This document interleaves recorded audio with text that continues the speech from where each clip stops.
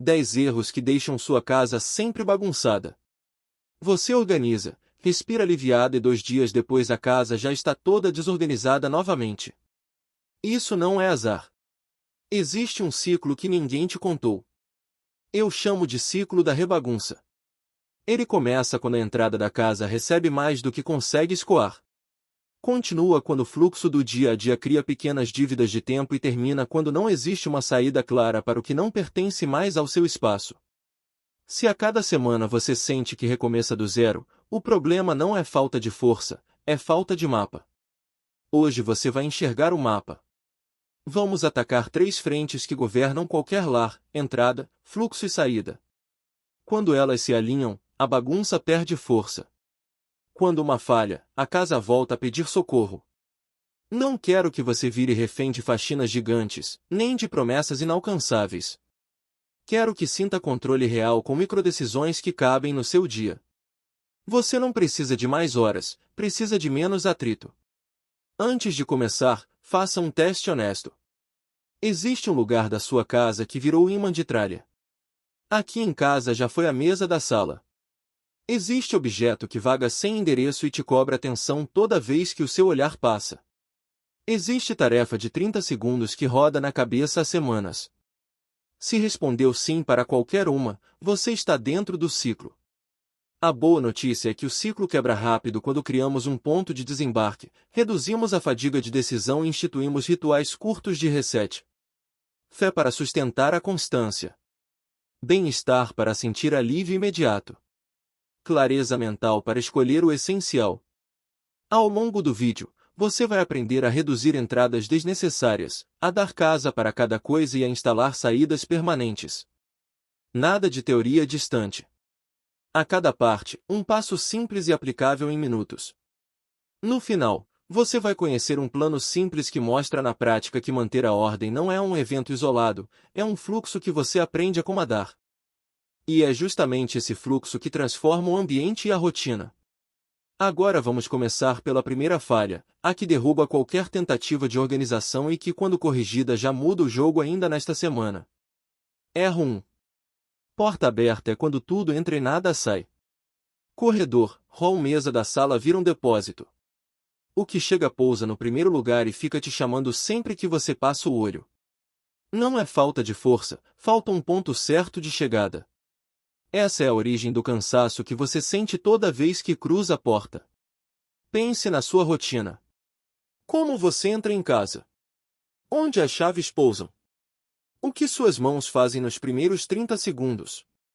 Qual objeto fica sem endereço e começa a rodar de superfície em superfície? Esse pequeno filme revela por a bagunça volta. Se a entrada não guia o movimento, o acúmulo se instala em silêncio.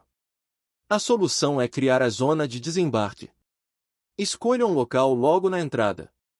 Instale um gancho para chaves e bolsas, um cesto pequeno para miudezas, uma bandeja para carteira e celular e uma lixeira discreta. Chaves são campeãs de sumiço exatamente na hora em que você mais precisa. O gancho elimina essa perda recorrente e reduz a sensação de urgência e atraso. Apenas o essencial fica ali. Todo o resto segue para o lugar definitivo. Aplique a regra dos 2 toques. O item toca a zona de desembarque e depois toca a casa definitiva. Correspondência lida vai para um ponto único de decisões fora da entrada. Mochila segue para o quarto. Se um objeto pede um terceiro toque, ele não deveria ter entrado ou ainda não tem endereço definido. Defina esse endereço agora. Menos escolhas na porta significam mais leveza para o restante da casa. Faça o teste de 60 segundos. Limpe a entrada, monte a sua zona e passe por ela ao chegar e ao sair. Sinta o corpo relaxar quando a porta abre e o espaço está claro. Esse pequeno ritual evita acúmulos, reduz a sensação de casa pesada e entrega a primeira vitória do dia. A partir de hoje, a porta deixa de iniciar a bagunça e passa a iniciar a ordem. No próximo ponto, vamos atacar o que mais sabota a entrada depois que ela está organizada. Compras sem destino. Erro 2. Compras sem destino. Quantas vezes você já trouxe algo novo para casa e deixou dias rodando de um lado para o outro? Primeiro ficou na sacola, depois foi parar na mesa, no fim do dia estava na cadeira. E quando você viu, aquilo virou mais um peso na sua cabeça. O problema não é comprar demais, é não decidir antes de comprar. Cada item sem casa abre um lembrete silencioso na sua mente. Ele pede atenção toda vez que você passa o olho. Isso suga a energia e faz a bagunça voltar. A virada acontece na hora da escolha. Antes mesmo de pagar, pergunte a si mesma: onde esse objeto vai morar? Como ele vai chegar e voltar para o lugar? Com que frequência vai ser usado? O que vai me lembrar de devolvê-lo? Esse é o que eu chamo de mapa do item. Ele precisa de uma morada, um endereço fixo onde vai viver. Precisa de acesso fácil para não dar preguiça de guardar. Também precisa se encaixar na periodicidade do uso, seja todo dia ou só de vez em quando.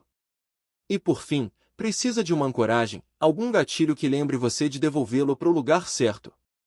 Agora faz um teste rápido. Pegue algo novo que você comprou e ainda não guardou. Tira da sacola, arranca a etiqueta, elimina a embalagem. Dê um lugar de verdade para ele, mesmo que seja provisório. Pode ser uma bandeja, uma caixa ou uma prateleira livre. O importante é que o objeto tenha um lar. Erro 3, itens Uber. Acontece quando os objetos vivem de carona pela casa. Eles não têm ponto fixo, não tarassem sempre fora de lugar. Um dia você encontra o carregador na sala, no outro ele está na cozinha e quando precisa dele sumiu. Isso não é só distração, é um sinal de que as coisas perderam território. E sem território não existe fluxo, só cansaço. Agora pensa rápido. A sua casa tem uma cadeira ou um cantinho onde moram aquelas roupas, nem sujas nem limpas, que saíram do corpo, mas ainda não vão para lavar, que foram usadas só um pouquinho, então ficam empilhadas no talvez. Muita gente guarda essas peças por uma questão prática. Economizar água, evitar ligar a máquina só por causa de uma blusa. É uma atitude válida, mas precisa de um limite claro. Se não houver prazo, esse cuidado se transforma em confusão. Essa pilha muda de lugar, cresce aviso e, sem perceber, vira parte da paisagem. Mas toda vez que você passa o olho ali, sua mente registra mais uma pendência. Parece pouco, mas são esses itens flutuantes que transformam o lar em espaço de tensão. E não é só roupa. Pode ser uma bolsa que vai de um cômodo ao outro, um copo que nunca volta para a pia, uma almofada que vira mesa de apoio. Tudo isso desgasta porque exige microdecisões que ninguém tem tempo de tomar. Fazendo agora o teste dos 60 segundos. Olhe ao redor e escolha 5 itens que estão fora de lugar. Reflita, eles realmente pertencem a esse cômodo? Se não, devolva. Se ainda não tem casa, é hora de criar uma. Pode ser um cesto discreto no quarto só para aquelas roupas meio usadas. Mas atenção, defina um período limite. Se a peça passar desse tempo, vai direto para a máquina de lavar. Porque roupas sem ciclo definido acabam virando bagunça emocional e visual. O mesmo vale para pequenos objetos, chaves, fones, carteiras, óculos, papéis. Se vivem boiando pela casa, precisam de uma bandeja, uma gaveta ou uma estação base. O segredo está em ancorar cada item a um território funcional. Lugar definido, energia liberada. O que é móvel precisa de mapa. O que não tem função precisa de saída. Erro 4. Prateleiras de decisão acontece quando os objetos param à vista, não por beleza ou utilidade, mas porque você ainda não decidiu o que fazer com eles. É o livro que precisa ser doado, o manual que talvez você leia, a sacola com algo que ainda vou resolver. Eles não estão guardados e nem estão em uso. Estão esperando. Mas quanto mais ficam ali, mais exaurem sua atenção, mesmo sem você perceber. Essas áreas se transformam em zonas de energia estagnada. A mente capta o ruído visual toda vez que você passa por ali. E mesmo sem tocar em nada, algo dentro de você se cansa. Essa é a diferença entre o que está organizado e o que está apenas empilhado com aparência de controle. Pense agora, você tem algum lugar da casa que virou um cemitério de pendências? Pode ser uma prateleira, um aparador, uma gaveta da cozinha. A solução não começa tirando tudo dali, começa com um critério. Escolha uma dessas superfícies e aplique o teste da aproximação. Cada item visível precisa ter um destino claro e imediato. Doar, reciclar, usar, agendar, arquivar.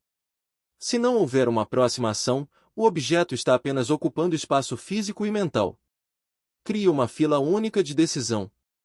Um só local na casa para itens temporários que ainda exigem escolha. Nada de espalhar o talvez em cada cômodo. Quando tudo que está em aberto se concentra em um só lugar, você reduz a carga de fundo no seu cérebro e retoma o senso de controle. No próximo capítulo, vamos falar de um erro sutil, mas perigoso. Acumular projetos inacabados que sequestram tempo e bloqueiam o fluxo da casa, mesmo quando estão escondidos. Erro 5. Prateleiras de indecisão. Sabe aquele cantinho onde você coloca algo só por enquanto? Pois é. Esse lugar acaba virando uma zona cinzenta da casa, onde nada se resolve.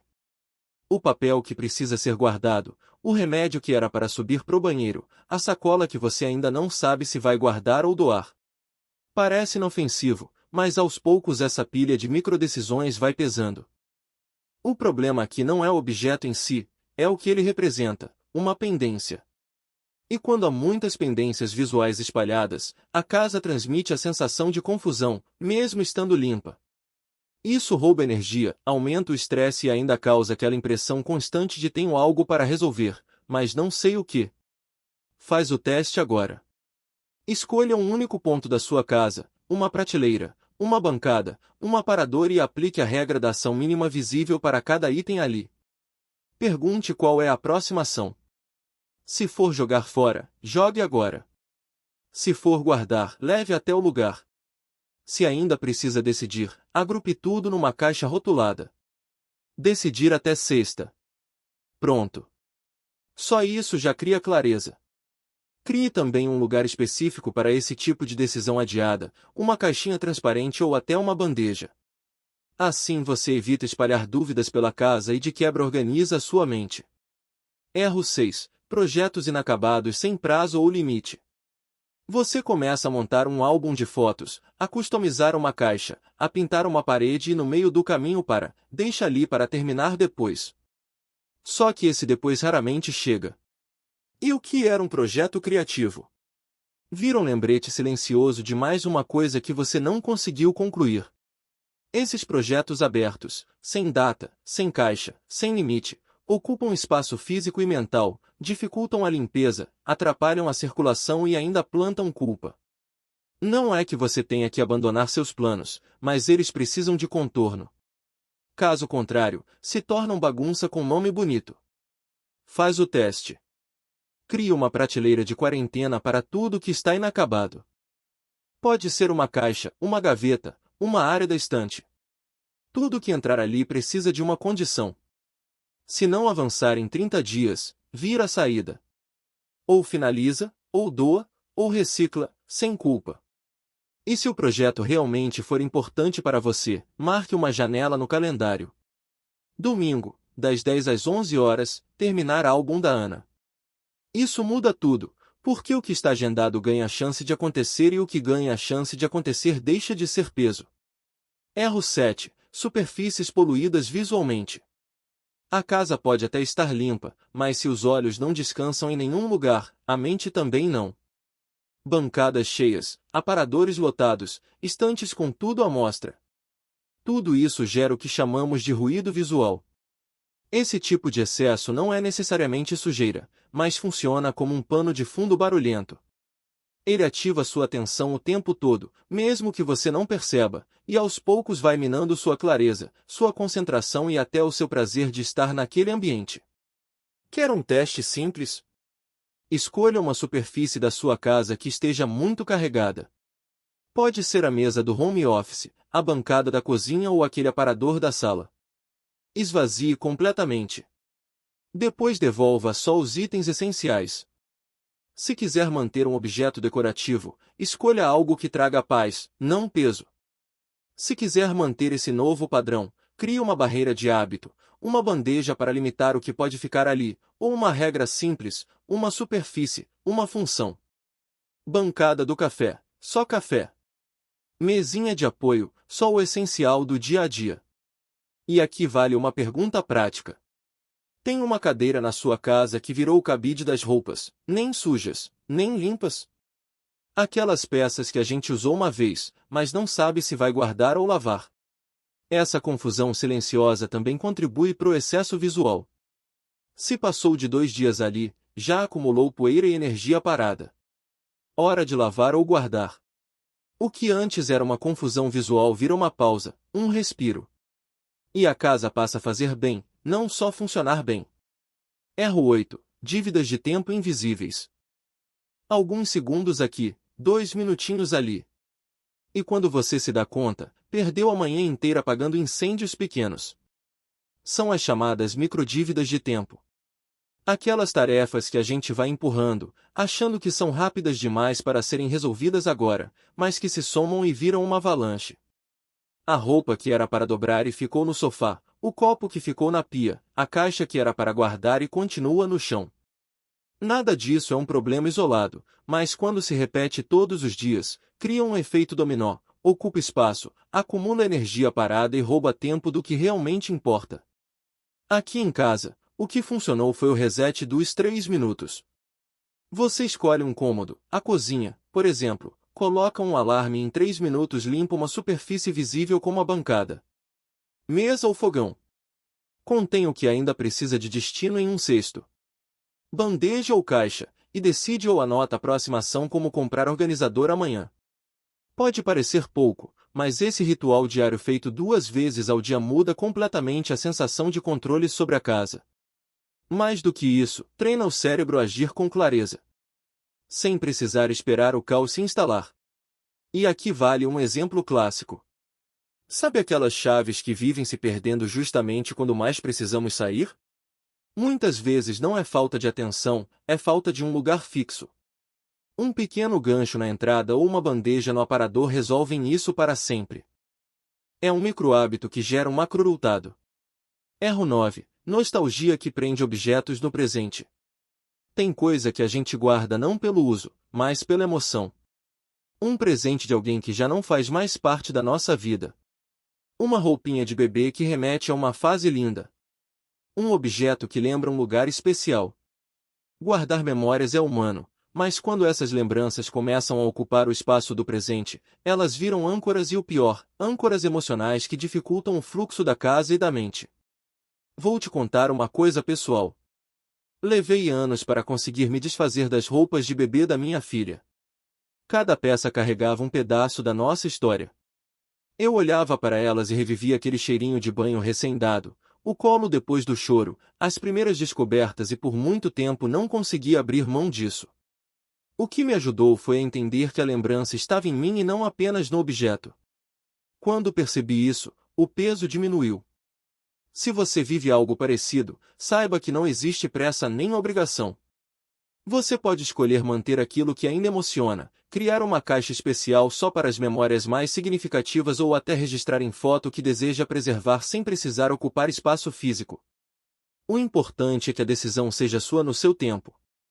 Deixar ir pode ser um caminho, mas cuidar do que fica também é. O essencial é que a sua casa reflita leveza e que cada objeto tenha sentido de verdade para você. Erro 10. Falta de um ritual diário de reset. Você arruma tudo, lava, organiza, dobra. Mas é só virar a semana e a bagunça volta. A sensação é de enxugar gelo, só que o problema não é você. O que está faltando talvez seja uma rotina simples de manutenção que funcione no dia a dia sem pesar. Aqui em casa, o que mudou tudo foi criar 2 momentos por dia para resetar a casa. Nada de faxina, só 3 minutinhos. Depois do café e antes de dormir. E sabe por funciona?